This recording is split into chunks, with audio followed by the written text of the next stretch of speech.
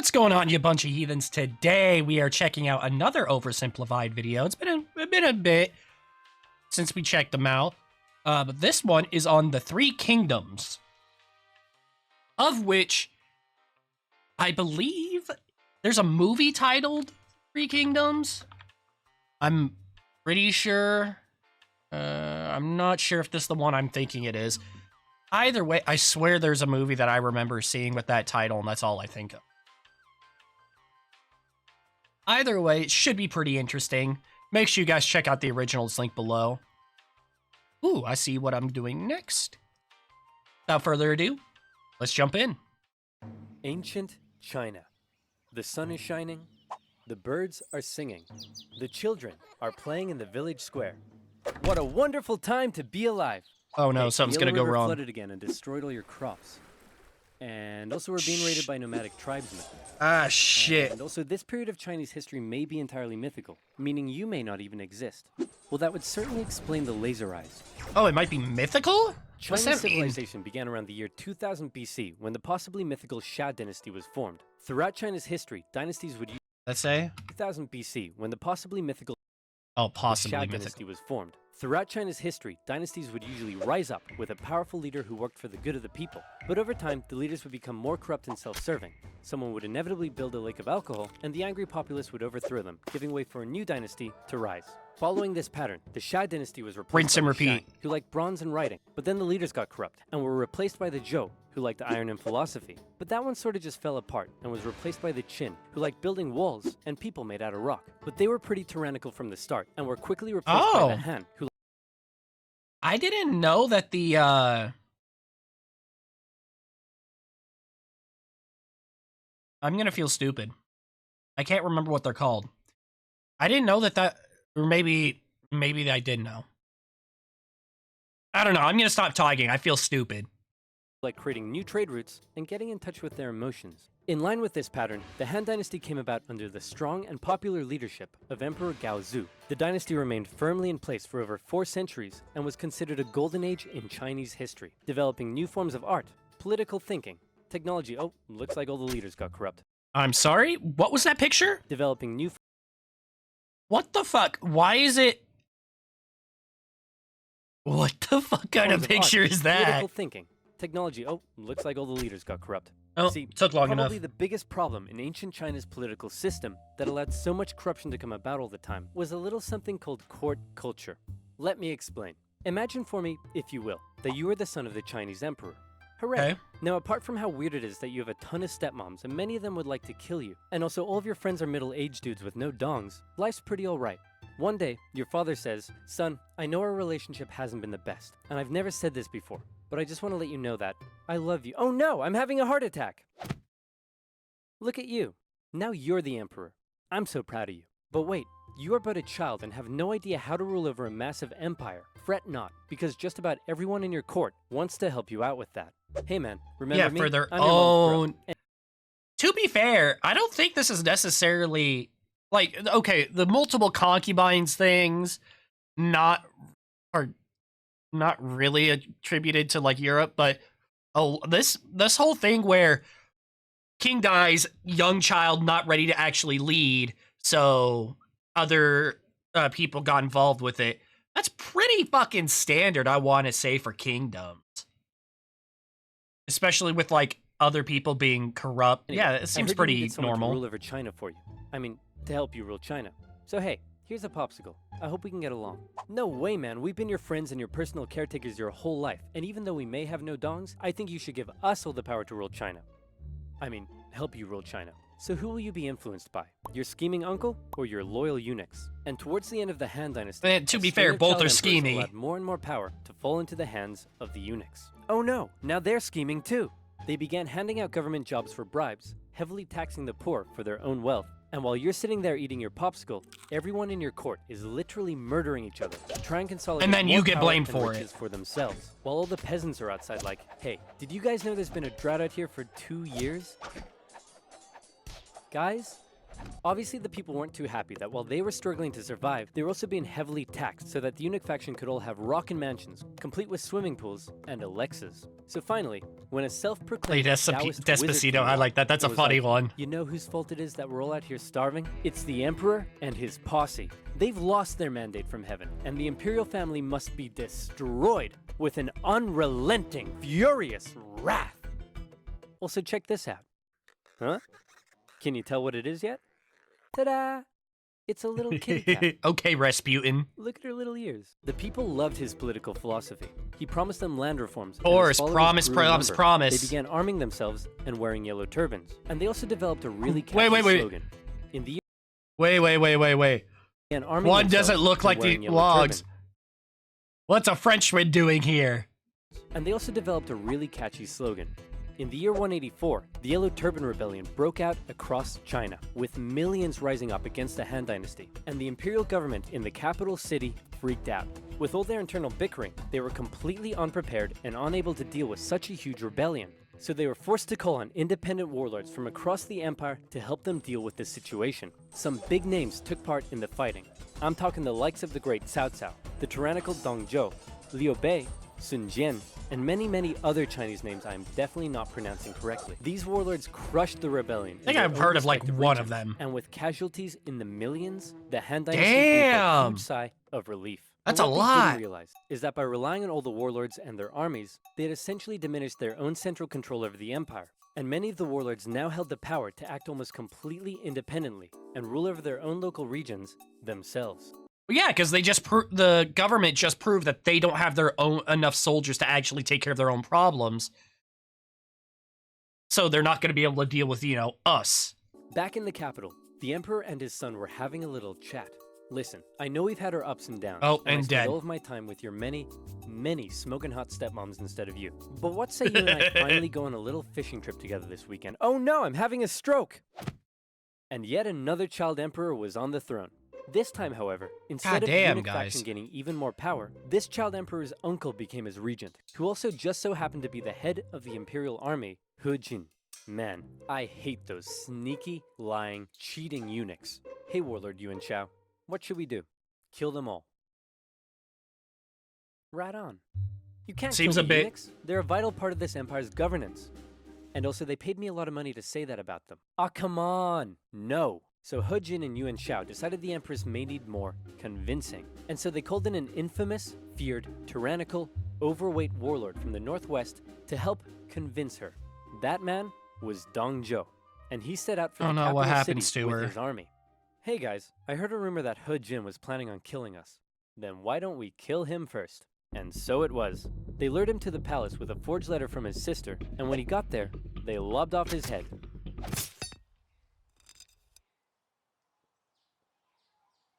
Kill them all. Shit. Imperial forces stormed the palace, and the eunuchs were all massacred.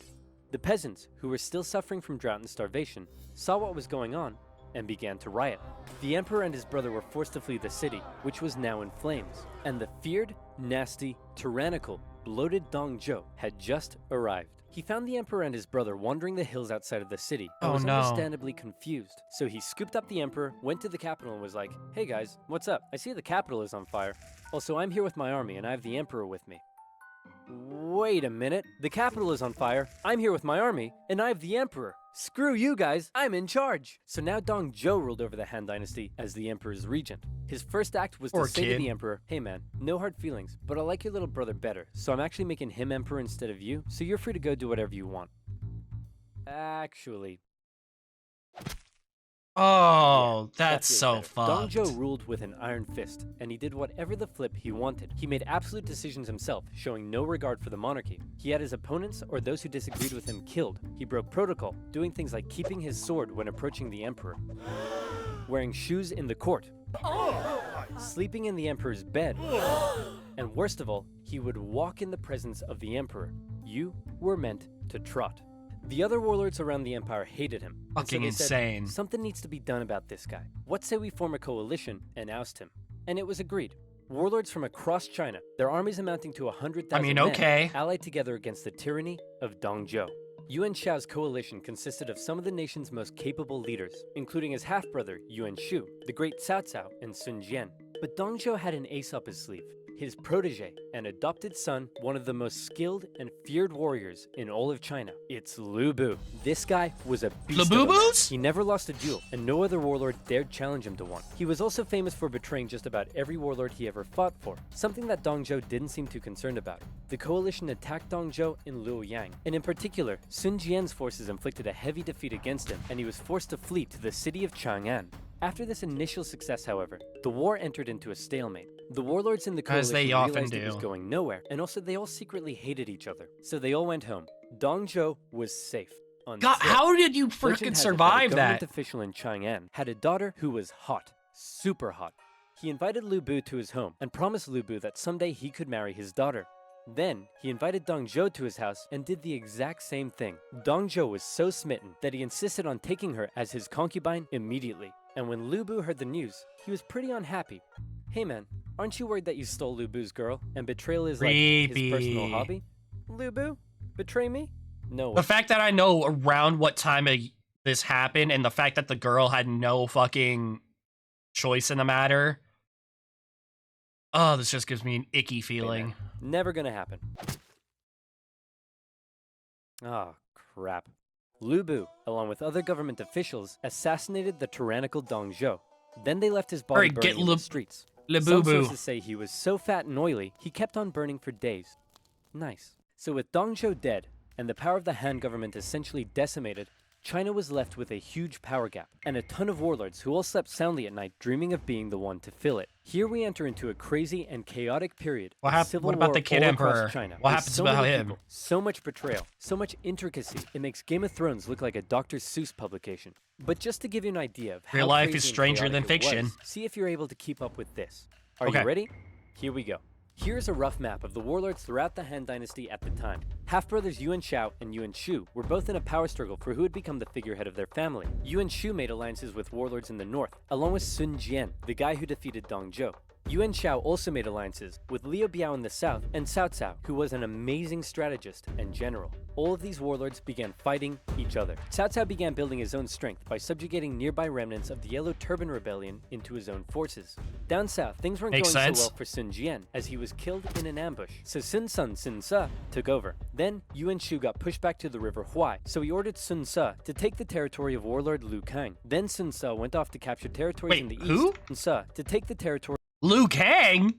Of warlord Liu Kang. Then Sun Ce went off to capture territories in the east for himself. Cao Cao's family lived in this province over here. One day, they were murdered. Oh no, Cao Cao held the province's governor responsible, and so he launched a cruel invasion in which he pillaged cities and murdered over 100,000 civilians. The governor sent out a call for help, and a very popular, likable warlord by the name of Liu Bei came to his aid. However, oh no, seems like a decent enough crash out. Was staged against him in his home province by none other than it's Lu Bu. Cao Cao God damn it, Lu Bu, who fled to the east, which by now had been inherited by Liu Bei. Then Lu Bu, surprise, surprise, launched a rebellion against Liu Bei, who fled to Cao Cao. Together, Cao Cao and Liu Bei would go on to invade and defeat Lu Bu. Lu Bu offered to join Cao Cao, and Cao Cao considered the offer. But his advisors were like, no way, man. He's known for being traitorous. And so boo-hoo, Lu Bu was executed. Lu Bu's dead. Cao Cao convinced the emperor to move in with him. Now he's in control of the Han government, something that made his allies very jealous. Yuan Shu, out of nowhere, decides to declare himself emperor of the new Zhong dynasty. Nobody liked that. His allies cut ties with him. The imperial government ordered everyone to kill him. He tried to flee to his brother Yuan Shao, but died of illness on the way. Sun Ce took over his territory, and then got assassinated. So his brother, Sun Chen, took over. Liu Bei turned on Cao Cao, but got obliterated and was forced to flee south. Damn, buddy, you getting your shit kicked in. His north, and could now focus south. He declared war on his ally Cao Cao, but was defeated at the Battle of Guandu. Cao Cao has now united the north, and he turned his attention to the south. Damn, Cao Cao got that fucking dog in him. Becoming a powerful threat. So Cao Cao attacked him. Liu Bei was now fighting for Liu Biao, and he held Cao Cao off for a while. But then Liu Biao died, and his son took over, and immediately surrendered to Cao Cao. Liu Bei was horrified, and he fled southward to try and maintain control of the province. Cao Cao was on an absolute roll, and it looked like he would be the one to take control. Who comes out of left field? He began making plans to attack both Liu Bei and Sun Chen, and the two of them, seeing where things were headed, met up and decided to form an alliance.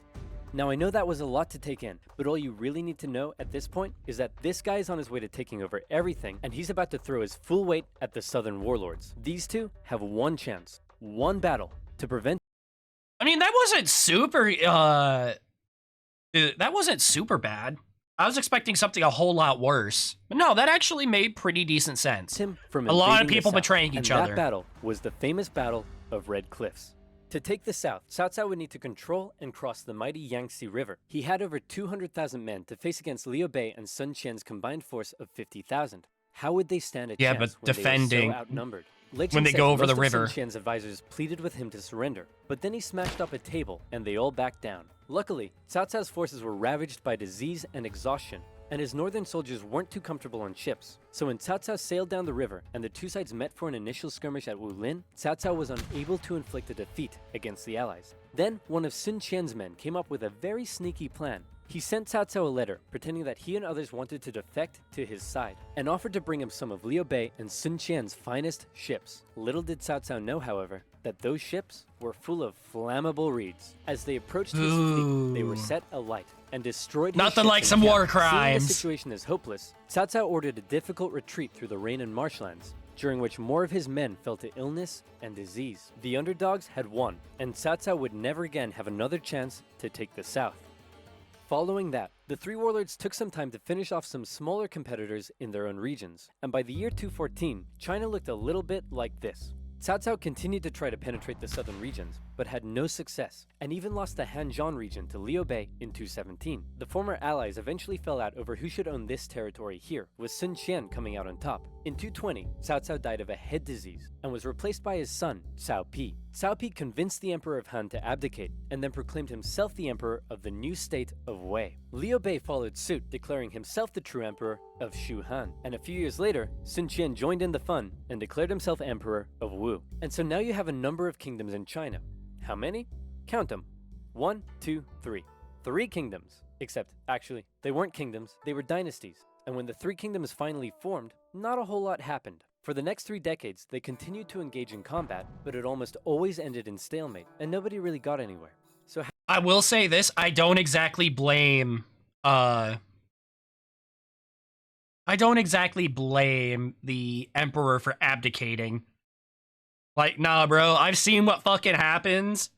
My brother got killed over this shit. Get me the fuck out of this. Y'all can deal with this shit. How did it all end? Did Cao Cao's descendants eventually realize his dream of unifying China?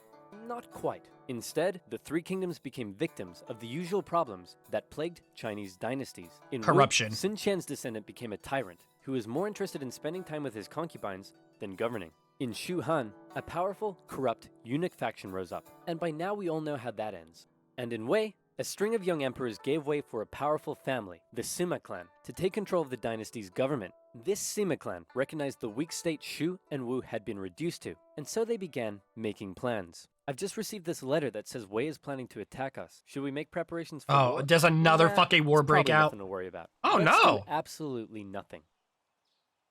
Sounds good to me. Wei launched a full-scale invasion into Shu, which fell within a year. Then Sima Yan forced the Wei emperor to abdicate and proclaimed himself emperor of the new Jin dynasty. In the year 279, Jin launched an invasion of Wu and finally unified China in the year 280. The pattern of rising and falling dynasties, division, and reunification would continue in China for centuries to come. Right now you may be asking yourself, but wait a minute, what would have happened if Cao Cao had his way and unified China? Or what if Lu Bu never assassinated Dong Zhuo and he continued to rule over the Han Dynasty? What about if one of these smaller warlords had risen to the top? Dang it, what if I want to be a warlord during the downfall of the Han Dynasty? Whoa, partner, calm down, because now you can. This video was brought to you integration. by Total War 3 Kingdoms, a brand new strategy game that 6 years ago, so we're skip the ad. That was it. Awesome. Oh, that was the 3 kingdoms in. Honestly, they said it there. I'm still kind of confused on whether or not this is like a real thing that happened. They said it may not actually be true. But that was still really interesting. I need to check out some more shit along this like era. Cuz it's usually pretty interesting to check out. Make sure you guys watch the original, like, comment, subscribe. And until next time, you guys take care of yourselves. See ya.